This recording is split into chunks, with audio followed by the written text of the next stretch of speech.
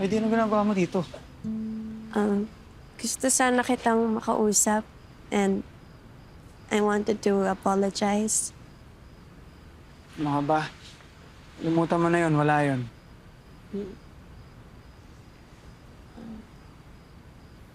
Nakahanap ka na ba ng work?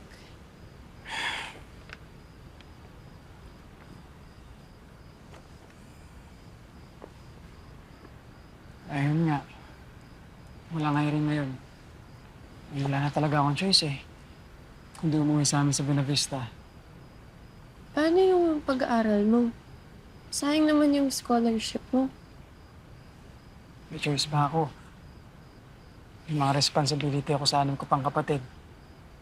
Mula kasi nung nawala yung magulang namin, ako na yung tumayong bilang padre de pamilya sa kanila. Buong akalangan nila, ako na yung ahon sa kanila sa kahirapan. Pero ito, talo.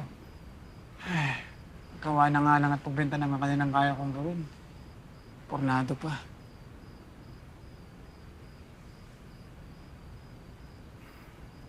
I'm really sorry.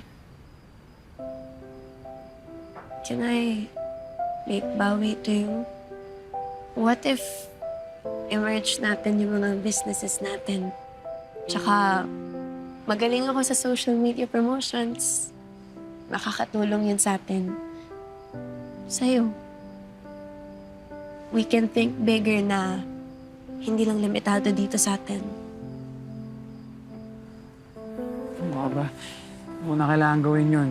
Isa pa, ayoko rin magkautang na loob ka kahit kanino. Oh. Ganito na lang. Pwede bang turuan mo na lang ako kung paano pag gumawa ng mga ibang kakanin?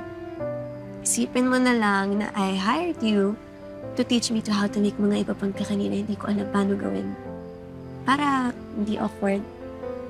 But you can still think about the partnership if you're open for it.